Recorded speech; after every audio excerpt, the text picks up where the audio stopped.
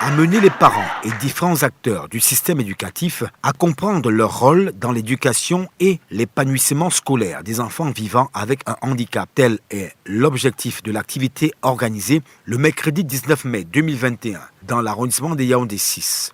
Cette initiative du Center Cameroon Cluster Programme CCCP qui entre dans le cadre de son plaidoyer pour une éducation inclusive au Cameroun, l'action du CCCP est huilée par d'autres associations partenaires.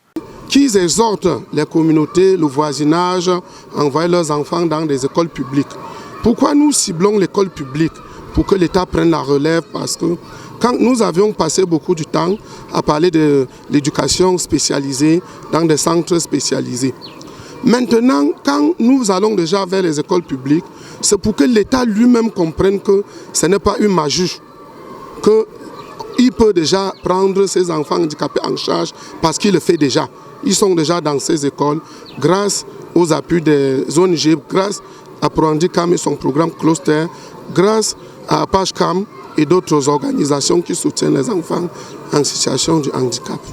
Le petit junior, enfant vivant avec un handicap, suit ses cours normalement au sein de l'école primaire publique de Mendon. Il fait d'ailleurs partie des meilleurs dans sa classe selon ses enseignants. De quoi susciter l'engouement pour d'autres parents à envoyer leur progéniture souffrante d'une déficience à l'école. Je trouve ce projet très pertinent pour la population de Mendon. Parce que nos parents gardaient les enfants dans les maisons. Les enfants surtout vivant avec handicap.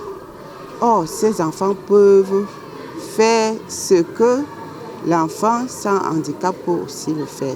L'événement qui a réuni plusieurs acteurs clés, tels que les chefs traditionnels et responsables des affaires sociales, a permis d'outiller les parents ayant les enfants vivant avec un handicap afin qu'ils maîtrisent le processus à entreprendre pour la scolarisation. C'est pour sensibiliser les parents sur les placements et les exemptions. Les parents qui n'arrivent pas à s'acquitter des frais de scolarité, comment est-ce qu'ils doivent monter ces dossiers à temps et se rapprocher de nos services afin que nous les traitons à temps. La commune de Yaoundé 6, partenaire de ce programme, apporte sa pierre à l'édifice. Que les parents adhèrent d'abord.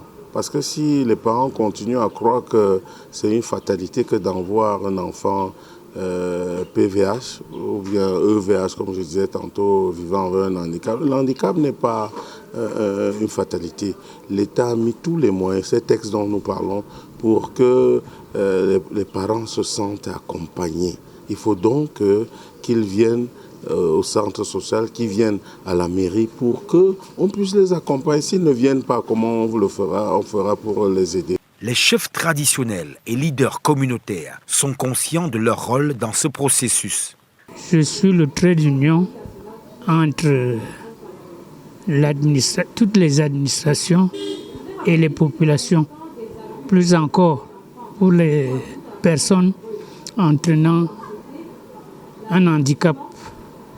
C'est de ce fait que je devrais vraiment m'impliquer. Cette énième activité du CCCP, qui non seulement portait sur la création et l'accompagnement des groupes d'entraide des parents d'enfants vivant avec un handicap, était aussi axée sur la sauvegarde de l'adulte. Vous le savez très bien, nous sommes là pour la cause des personnes vivant avec un handicap.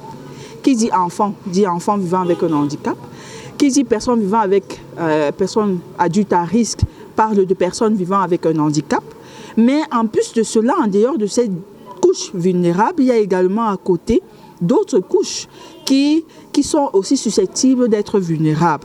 Et donc, cette thématique aujourd'hui au niveau de la chefferie de Biémassi, nous l'avons engagée parce que, premièrement, les chefs qui sont généralement les personnes les plus interpellées, les personnes vers qui les populations vont se diriger généralement quand ils sont confrontés aux différentes violences, pour justement se protéger, mais également pour pouvoir être suivis et même avoir les issues en leur faveur. Ils vont généralement rencontrer les chefs de quartier avant d'aller rencontrer les administrateurs qui sont certainement les CESO, les chefs centres sociaux, les représentants du social au niveau des mairies ou même du commissariat. C'est d'abord les chefs qu'ils vont contacter parce que ce sont les personnes les plus proches.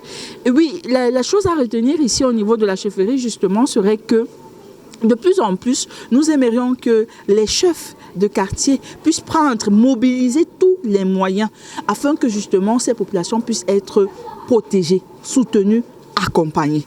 Le CINTER, Cameroon Cluster Programme, CCCP, programme d'appui à la promotion des personnes handicapées dans la région du centre, poursuit son bonhomme de chemin. Une capitalisation pour les acteurs impliqués dans ce processus.